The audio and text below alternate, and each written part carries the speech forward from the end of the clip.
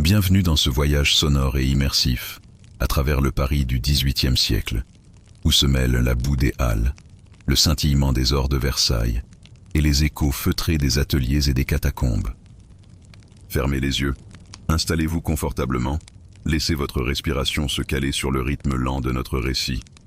Aujourd'hui, nous ne cherchons pas seulement à raconter des faits, mais à vous faire sentir, respirer, toucher chaque pierre, chaque senteur, chaque émotion qui vibrait alors entre Seine et Palais. Au fil des 4 épisodes qui vont se succéder, vous foulerez d'abord les étals glissants et mal éclairés de les Halles, où le marché était à la fois une fête d'essence et un champ de bataille pour la survie. Vous y éprouverez sous vos bottes la terre détrempée, sentirez le fumet âcre du poisson et de la viande gâtée, entendrez le cœur discordant des vendeurs et le clapotis des os usés. Vous croiserez la sueur des bouchers, la ruse des marchandes de légumes, l'énergie obstinée d'un peuple en proie à la faim mais jamais abattu. Puis, par un contraste saisissant, nous franchirons les grilles dorées de Versailles pour assister au plus retentissant des scandales de la cour, l'affaire du collier de diamants. Vous pénétrerez dans les salons feutrés et les couloirs marbrés d'un palais, où se jouent les destinées d'un roi et d'une reine, placés sur le trône de la rumeur et de l'image. Vous observerez la machination de Jeanne de la Motte, la vanité d'un cardinal, la fragilité d'une monarchie prête à vaciller sur un bijou.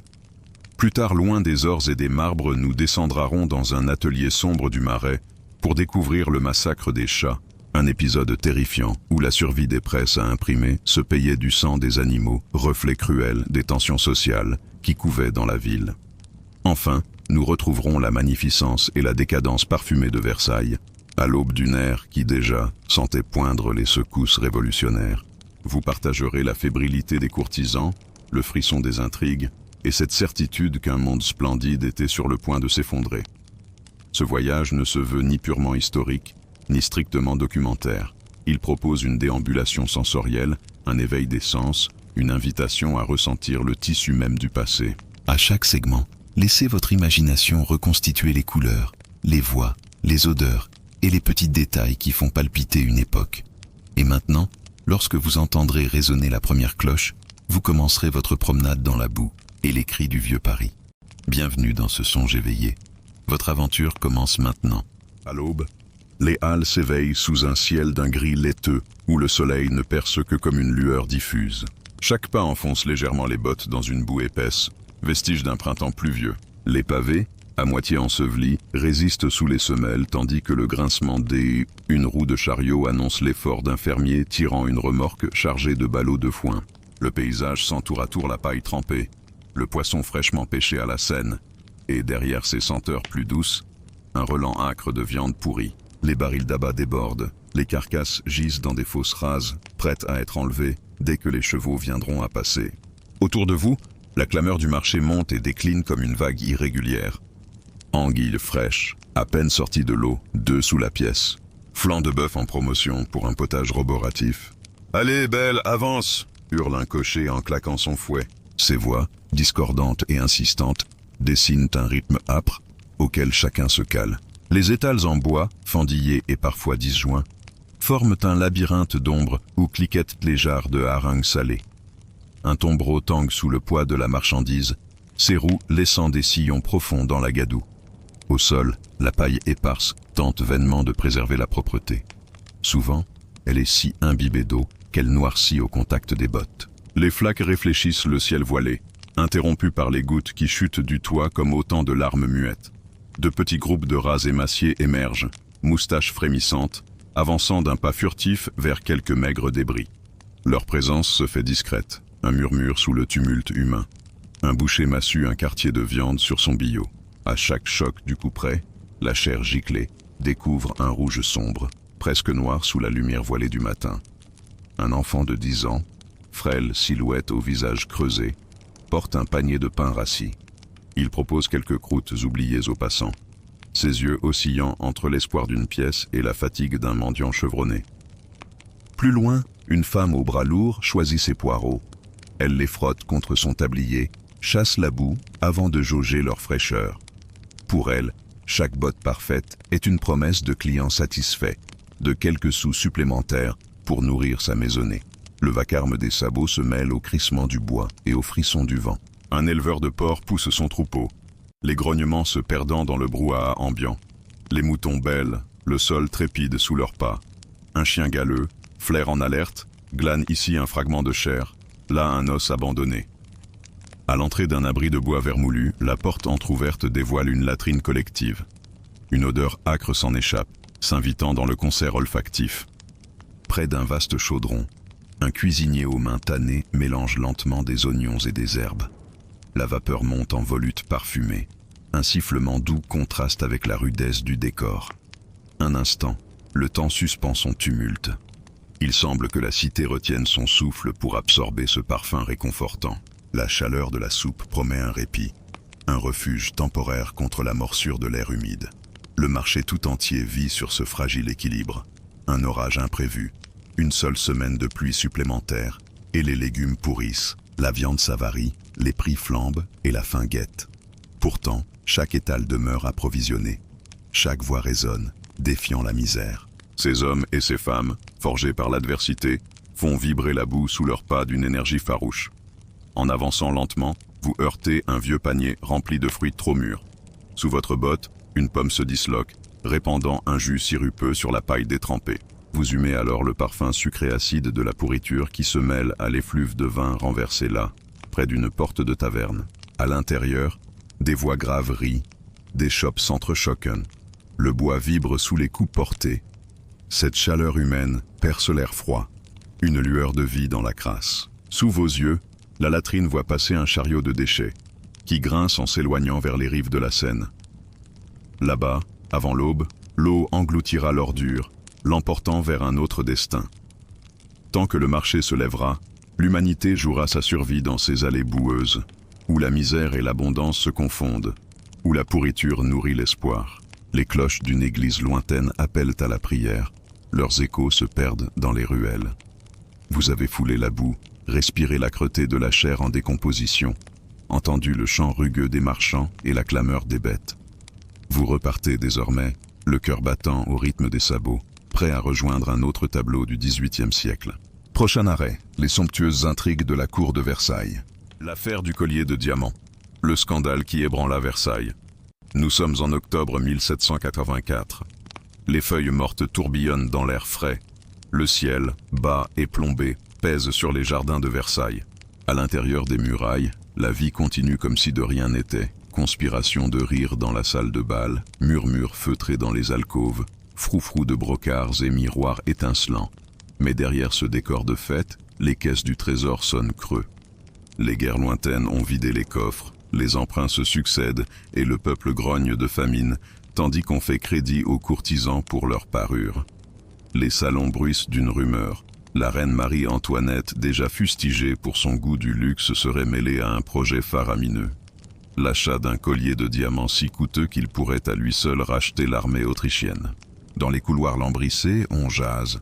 20 millions 50 On dit que la joaillerie Böhmer & Bassinge a réclamé plus que la moitié du budget royal.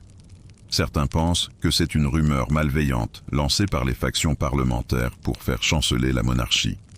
D'autres y voient un coup monté de toutes pièces pour discréditer la reine. C'est dans ce climat de méfiance et d'extravagance que Jeanne de la Motte jette son filet. Issue d'une petite noblesse ruinée, rusée et audacieuse, elle s'est rapprochée du cardinal de Rohan en lui faisant croire qu'elle était l'intime amie de la reine. Chaque mot de sa bouche est soigneusement calibré, chaque sourire savamment dosé. Elle glisse des anecdotes sur la vie privée de Marie-Antoinette, des confidences apparemment volées, jusqu'à ce que le prélat, flatté, l'invite à la table du roi. Le cardinal, ancien favori disgracié, a soif de retrouver son influence. L'orgueil piqué par une dernière éloquence de la reine à son égard, il se laisse convaincre qu'il a affaire à une complice sincère. À ses côtés se dresse Charles-Augustin de Rétaux de Villette, maître de forgerie. Il fournit les faux cachets, les fausses lettres, modèle les traits de plume, jusqu'à reproduire avec effroi l'écriture de la souveraine. Les parchemins filent la rumeur, alimentent l'espoir et serrent la proie dans un piège de soie. Par une nuit sans lune, alors que les lanternes vacillent dans le vent, un valet s'avance jusqu'au palais du cardinal. Dans sa main, il tient une lettre scellée à la cire rouge, estampillée du M, surmontée d'une fleur de lys. Le cardinal, le cœur battant, rompt le cachet et déroule le parchemin. Monsieur le cardinal, pour le bien de notre commune estime et au nom des liens qui nous unissent, je vous prie de me rejoindre, en toute discrétion, à minuit précise, au bosquet de la Reine. Convaincu d'un appel direct de Marie-Antoinette, il revêt son habit le plus élégant, glisse sa perruque poudrée et s'engage dans les jardins silencieux. Là, sous les orangers, une dame masquée attend, robe d'un bleu pâle, éventail fermé contre sa poitrine. La voix qui s'élève est douce, presque maternelle. Votre confiance seule peut sauver ma réputation, votre éminence. Venez avec moi. J'ai un présent qui scellera notre alliance. De la soie, on tire un écrin ciselé d'or, dévoilant un collier, 146 diamants montés sur or blanc, chacun taillé en forme de poire, brillant comme un cœur de luciole captive. Le cardinal, ébloui, en oublie ses craintes. Il s'agenouille et, sous la pression de cette opulence, signe une traite de 1500 000 livres. Un simple coup de plume, et il se sent déjà réhabilité aux yeux du royaume. Le jour se lève sur Versailles. Le cardinal, gonflé d'orgueil, se rend dans les appartements royaux, collier sous le bras. On lui présente la tête de la chambre de la reine. Il attend un sourire, un mot de gratitude. Mais l'antichambre est désertée, la porte close. Il frappe plusieurs fois. Personne ne répond. Un page, interrogé, hausse les épaules. Nul ordre reçu. Soudain, la rumeur fuse. Le collier, il aurait été volé par un mystérieux voleur. Les pamphlets deviennent des cris, les salons des arènes. Le cardinal comprend alors qu'il a été dupé. Les lettres n'étaient que contrefaçons. La dame masquait un habile pantin. Dès le mois de janvier 1785, la rumeur atteint Paris. Les marchands répandent des feuillets décrivant le collier abandonné, les diamants gâtés par la poussière des intrigues. Les artistes satiriques publient des estampes montrant une Marie-Antoinette saisissant un trésor dans la main d'un cardinal désespéré. On glousse dans les tavernes. Elle vole? Il prête? Les salons bruissent de quolibets. En mars 1786 s'ouvre le procès. Jeanne de la Motte, enchaînée, apparaît dans la salle de la Tournelle, vêtue d'un manteau usé. Le bruit des fers heurte le sol de pierre. Le cardinal, humilié, retire ses décorations. Rétaux de Villette, exfiltré, fuit vers Bruxelles. La reine, de son côté, se retire dans un silence de marbre, refusant de comparaître. Le peuple, lui, exulte. La fille d'Autriche se révèle voleuse. Tout Versailles retient son souffle. L'honneur de la cour est lacéré, la confiance dans la monarchie ébranlée. L'affaire du collier n'est pas seulement un scandale de bijoux, c'est la faille béante dans laquelle la Révolution s'engouffrera quelques années plus tard. Ainsi se termine ce chapitre d'ombre et de lumière, où des hommes et des femmes ont joué leur réputation contre un éclat de pierres précieuses. Dans le silence avant l'orage, les serrures grincent, les lustres tremblent, et déjà le sol se dérobe sous la danse des puissants. Prochain arrêt, le massacre des chats, un acte de désespoir et de cruauté. Le massacre des chats, un acte de désespoir et de cruauté. Nous sommes en 1733, dans un vieil immeuble du Marais, où l'hiver règne derrière des lanternes à huile dont la flamme vacille sous le souffle d'un vent glacial. Sous vos pieds, le plancher de l'atelier de gravure craque. Chaque lame de bois, usée par des décennies d'usure, porte la mémoire des presses qui ont imprimé les mots de ce siècle. L'air y est chargé d'une odeur âcre, mélange de térébenthine, d'encre fraîche et de cet autre relent, discret mais tenace, de l'urine féline. Les apprentis, raconte-t-on, ont trouvé un moyen efficace de protéger les précieux sacs de papier en chassant les chats errants qui rôdent dans les rues. Vous pénétrez dans l'atelier, sur de longues tables de chêne, des formes de plomb attendent d'être coulées, des planches gravées exhibent leurs motifs inversés, prêtes à recevoir la pâte à papier. Un fourneau de fer chauffe la plaque de cuivre et fait vibrer l'air d'un ronronnement métallique. À l'étage inférieur, la rumeur monte. Bruit sourd de chute, miaulement déchirant, puis un silence pesant, presque religieux. Les apprentis sont des garçons et des jeunes hommes, livrés à eux-mêmes dès l'aube. Leur tâche informelle, hors du regard du maître imprimeur, consiste à traquer les chats. Ils érigent des pièges rudimentaires, cordes nouées à des poutres pour suspendre les animaux, cordages munis de nœuds coulants, ou simplement des pierres jetées depuis le haut des escaliers. On raconte que certains, par superstition, croient que les chats attirent les mauvais esprits et rongent la poudre à papier. Ils se disent que, par ce nettoyage, ils préservent leur gagne-pain. Au cliquetis des caractères répondent bientôt les gémissements étouffés. Vous descendez un escalier aux marches usées, l'odeur devient plus forte. vous découvrez un coin sombre où plusieurs carcasses pendent encore, raides et froides. Leurs yeux vitreux reflètent la lueur terne de la lanterne. Vous sentez une nausée sourde, tandis qu'un courant d'air glacial vous parcourt la nuque, comme si les fantômes de ces créatures vous observaient. Dans la cour, des témoins se rassemblent, voisins indignés, quelques bourgeois en visite, et même des membres de la congrégation voisine, outrés par la cruauté. Certains murmurent que l'ordre vient du maître imprimeur lui-même, obsédé par la propreté de ses ateliers. D'autres prétendent que c'est une initiative spontanée, née du désespoir de ces jeunes conscients que leur maigre salaire dépend de la qualité intacte du papier. Les pamphlets naissent aussitôt, gravures atroces collées aux murs crasseux, montrant des chats pendus à des crochets, corps torsadés, pattes emmêlées. Les légendes, en caractère gothique, proclament « Pour que vive l'art, que périsse la vermine » ou « Les bêtes méritent d'être punies pour ronger nos mots sacrés ». Les passants s'arrêtent, horrifiés par ces images encore humides d'encre dont l'atrocité choque même les plus endurcis. Un billet griffonné, daté du 15 janvier 1733, circule comme unique document officiel. Les bêtes errantes menacent l'atelier. Il est ordonné qu'elles soient châtiées sans clémence. Aucun nom n'apparaît, aucune signature. Les procès-verbaux, s'ils existent, ont disparu, brûlés ou saisis par un magistrat complice. Le mystère s'épaissit. Qui a vraiment ordonné ce carnage ? Était-ce la folie collective d'une troupe de jeunes acculés? L'acte désespéré d'un apprenti trop zélé? Ou la volonté délibérée d'un maître impitoyable? Les récits divergent. Certains racontent qu'un ouvrier, frappé de remords, en a sauvé un ou deux, les cachant dans sa chambre, les nourrissant de restes de pain. D'autres affirment qu'une vieille guérisseuse du quartier a recueilli les survivants, soigné leurs plaies, mais que le bruit de son secours l'a conduite à fuir la ville, traquée comme une folle. Nul ne sait si ces chats ont trouvé refuge, ou si le silence les a recouverts à jamais. Le quartier s'enflamme de débats, des paroissiens écrivent des lettres au curé, implorant la clémence pour les bêtes, invoquant la loi de Dieu. Des étudiants en médecine réclament la disparition de ces nuisibles, les accusant de propager la peste. Les tavernes bruissent de querelles, jusqu'à l'intervention du prévôt qui interdit toute chasse aux chats en dehors des heures de travail, sur peine d'amende. Au fil des jours, la tension retombe.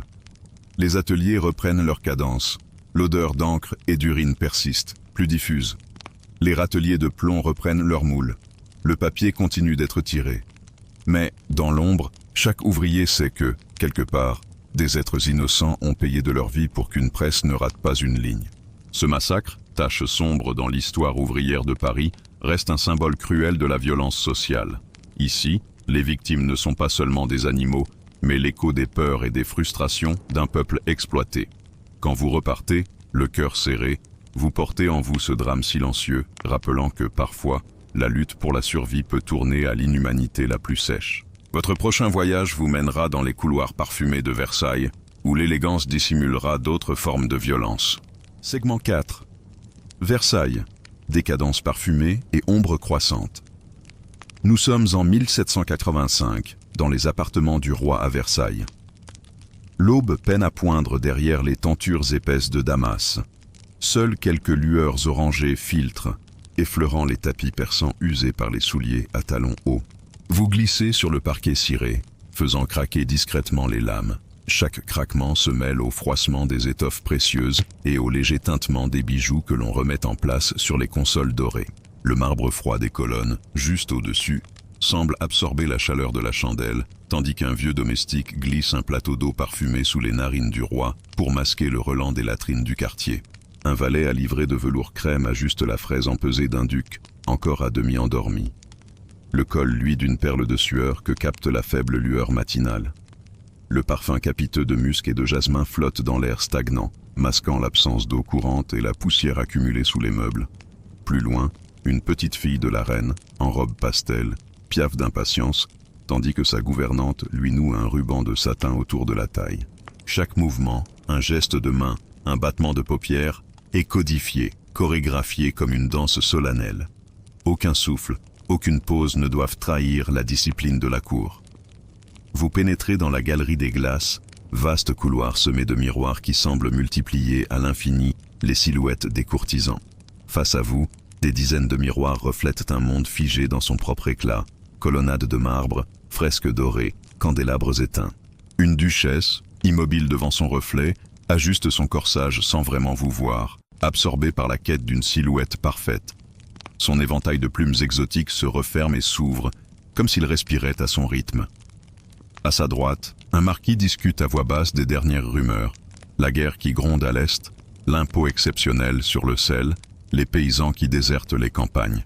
Mais derrière ces inquiétudes apparentes, la conversation revient invariablement à la toilette. Nouvelles dentelles de Compiègne, dernière mode de l'opéra, gemmes importées de Londres et poudre rare d'Orient. Dans la chambre basse, un papillon exotique pris au piège, une vitrine de verre Captivelle. Attention D, un jeune page qui se penche pour observer ses ailes irisées. L'enfant fasciné oublie un instant les intrigues des grands et s'égare dans les motifs délicats des ailes. Un sourire songeur étire ses lèvres. Le contraste est saisissant entre son regard libre et les visages graves autour de lui. Vous gagnez à présent la salle à manger de la reine. Une pièce plus intime, aux boiseries peintes de scènes champêtres. Les tables sont dressées de porcelaine fine et de couteaux à manches d'ivoire. Des plateaux de fruits exotiques importés d'outre-mer, ananas, mangues et dattes, scintillent sous les lampes à huile. On sert un chocolat chaud, riche et onctueux, pour lequel on a dépensé une fortune en fèves. La boisson fume encore dans les tasses de faïence, dégageant un parfum voluptueux. Les domestiques se glissent entre les chaises, offrant un second service de pâtisserie légère. Macarons à la rose, financiers ambrés, petits choux fourrés à la crème pâtissière. Une dame de la cour, la main posée sur son cœur, murmure sa gratitude, tandis qu'une autre, la mine préoccupée, questionne le maître d'hôtel sur l'origine de la vanille. Pourtant, derrière ce festin de luxe, les finances du royaume sont au bord de l'effondrement. Chaque grain de vanille, chaque perle de sucre, chaque fragment de porcelaine coûte des sommes colossales. Le contrôleur général, dans son cabinet feutré, murmure à demi-mot qu'il faudra bientôt couper dans les dépenses. Déjà, on parle d'écourter la saison des fêtes, de restreindre les allocations aux ménages de cour. Mais personne n'ose évoquer la fin des réjouissances. Le moindre murmure de réformiste est aussitôt étouffé par le froufrou des robes et le cliquetis des gobelets. Un conseiller royal, redoutant l'aura de scandale, insiste pour que l'on maintienne les festivités jusqu'à nouvel ordre, convaincu qu'un éclat permanent détournera l'attention de la dette grandissante. Vous gagnez à présent la salle de jeu, dont les murs recouverts de tapisseries illustrent des scènes de chasse et de tournois. Au centre trône une table de velours vert, où des jetons d'or reposent en piles soigneusement ordonnées. Un financier mis en cause pour malversation, visage fermé, mains crispées, ramasse son pactole comme on empoche un écusson d'honneur bafoué. À l'autre bout, un jeune musicien royal égrène quelques notes d'un prélude inachevé, rêve évanoui d'une carrière brillante. Ses doigts glissent sur le clavecin, mais la mélodie se brise, comme son ambition. Le silence qui suit, lourd et chargé, semble suspendre le temps. Chacun retient son souffle, conscient que cette vie de faste est suspendue à un fil de soie. Dans les couloirs dorés, les pas se font plus légers, les voix plus basses.